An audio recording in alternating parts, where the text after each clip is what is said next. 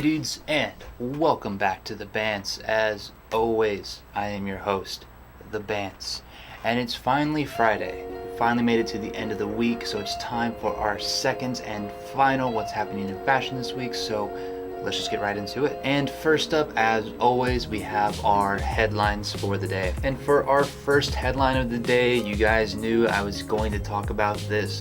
Kanye West got caught stealing again, so let's talk about it. And if you're a little bit newer to the fashion scene, this might sound surprising to you that I said again, but in all seriousness, when it comes to Kanye West making menswear, literally every idea he's ever had has just been stolen from somebody else. I mean, for fuck's sake, the idea of stealing somebody's style isn't even above his head. But let's go back to the controversy at hand. So basically what happened is Kanye posted an image on Twitter of some leg designs with some wording next to it saying that this was the beginning of a base layer program for Yeezy wear, basically. Problem is, this leg design photo wasn't in fact Yeezy's or pretty much anybody in Kanye's troupe. In fact, it was created back in 2005 by a Nike designer at the time, Tony Spackman, who went onto Instagram and showed off the original photo himself with his name on it. Whoops. Now Kanye ended up going back to Twitter to defend himself, saying that this was presented to him by a new hire who had not said that this work wasn't their own, and that this new hire had now been let go from the company. But this defense seems a little bit sketchy to me. I mean, first and foremost, the fact that this is a new hire that was just immediately let go without any name or any background seems like a pretty easy scapegoat. Also, if you read his tweet carefully, it says that this person presented work that was not their own, but it doesn't really say if the person claimed that the work was their own or not, which once again leads to this murky line we have here. But the thing that gets me the most about this is the fact that Kanye took a photo of this, and if he had taken just a photo of this, then the design name, Tony's name, wouldn't have been whited out like it was in the photo, which leads me to believe that Kanye himself whited it out. But hey, I mean, this is coming once again from the guy who's really well known for not having a single convenient idea of his own when it comes to fashion. So with all said and done, do I think this will affect the Yeezy apparel line sales at all? And my answer to that is actually no, I don't think it will. And the reason why I think that is because nobody was buying the Yeezy apparel line anyway.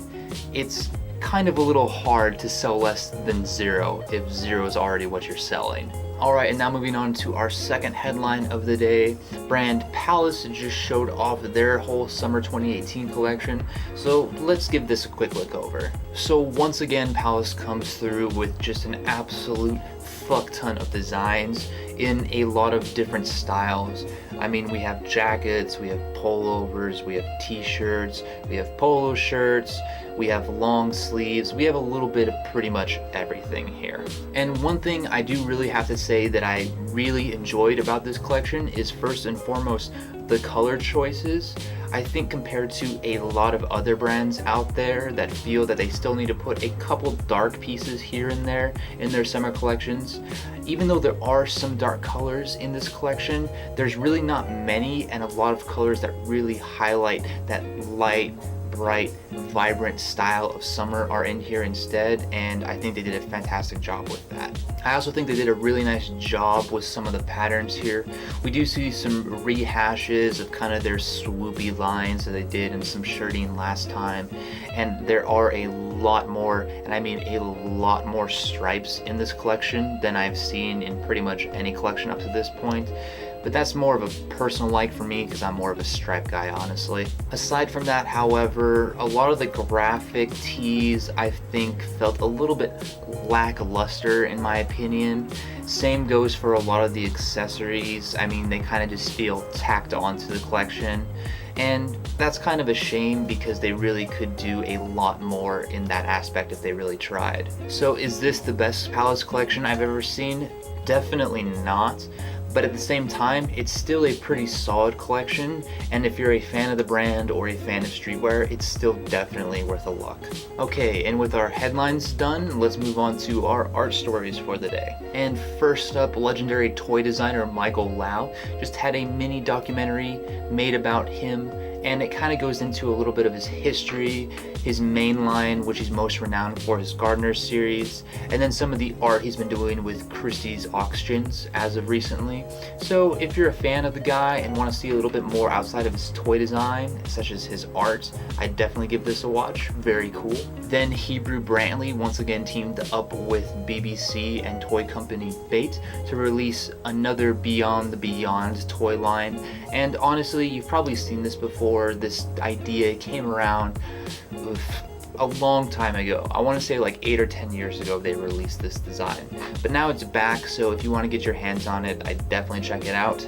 Then artist Shoetree showed off some of his newest works, and just as his name would imply, he takes a lot of old vintage shoes and then sculpts them into small horticulture designs, mainly in the form of trees. Who would have guessed?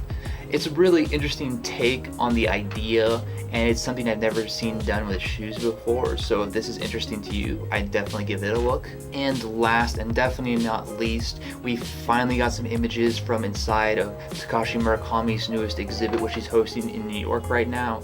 So if you're a fan of his, I would definitely check out some of these photos. Some really nice, new, and interesting pieces in here. And of course, if you happen to be in NYC anytime in the next couple months, definitely check out this exhibit. You definitely won't be disappointed. Alright, and now moving on into fashion, brand Almost Always showed off their debut collection, and honestly, I thought it was a pretty good start.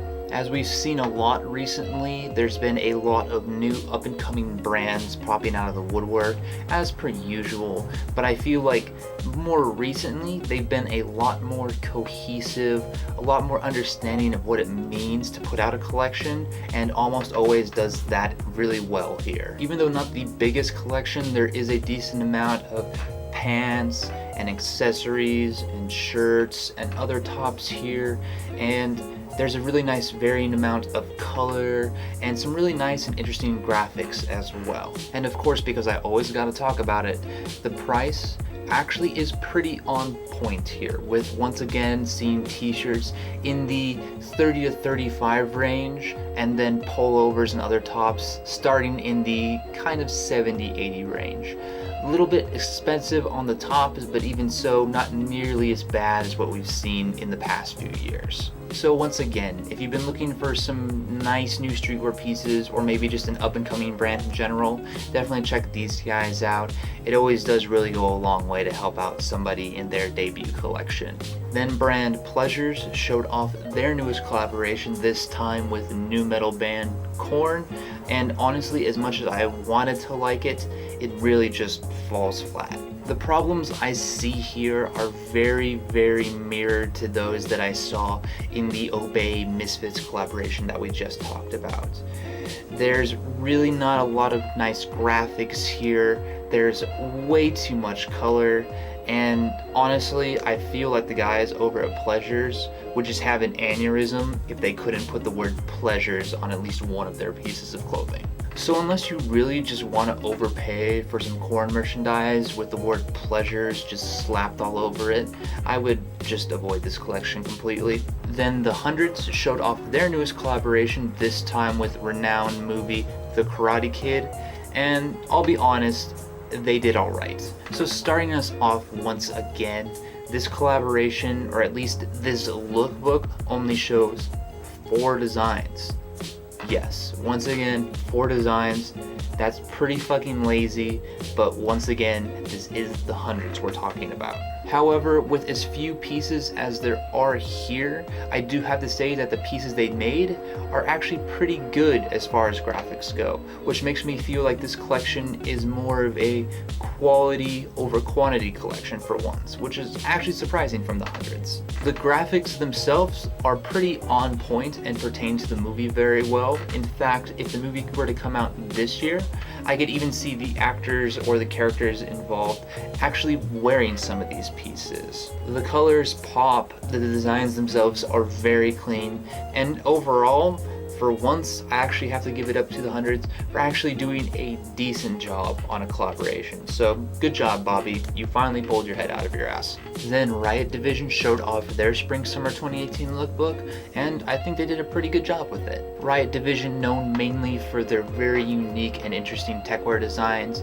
seemed to really pull through once again in this lookbook here. Although in the photos the pieces are a little bit far away and you don't get a full idea of all the designs that went into here or the aesthetics, you still get a few of the ideas in the kind of walk by walk, look by look photos, which are very interesting in and of themselves. At the very least, the pieces do look fairly interesting, and I just can't wait to see them up close. And lastly, Only NY showed off their Spring/Summer 2018 lookbook, and honestly, it looks like the brand has matured, but in this case, actually for the better. Now, let me explain what I mean. Over the past, I don't know, probably 5-10 years, there's been a couple brands out there that have really tried to go from streetwear to kind of this more adult streetwear aesthetic. And there are many brands that end up succeeding in this, some of which come to mind for me specifically would be like Benny Gold, Wacko Maria, Palace, things along those lines. But then there's also a bunch, and I mean a bunch of brands that fail in this market as well. But with Only NY here, in my opinion, it seems like they're one of those brands that has succeeded. These pieces have a much more heavy emphasis on patterns and textiles rather than graphics. And although there are a few graphics here, most of them are pretty hit or miss for me. But even aside from the bigger graphics, most of the graphics tend to be a little bit more on the smaller, the minimal side, which you can see as a much more kind of grown-up ideology. But going back to those pieces with the more emphasized fabrics and textiles and things along those lines, they are actually very nice overall. You can definitely see the quality in the pieces, the colors aren't too loud, and even if they are a little bit on the muted side, they work overall. And when you see these pieces actually formed into outfits, they really do feel like mature, more adultish streetwear, if you can catch my drift. So yeah, really great stuff from Only NY, and I just gotta say, I'm glad that there's at least one New York streetwear brand that is out there that is actually trying to give a fuck when it comes to design. And finally, let's move on to our articles for the day. First up, Fashionista put out a nice little article kind of going over what it takes psychologically to introduce sustainable clothing to people. And honestly, I do think they do a very nice job here, even if the article is a little bit on the smaller side. They talk about encouraging positive reinforcements and hope for the future, and taking things in smaller strides and then introducing it to like-minded people, among other things.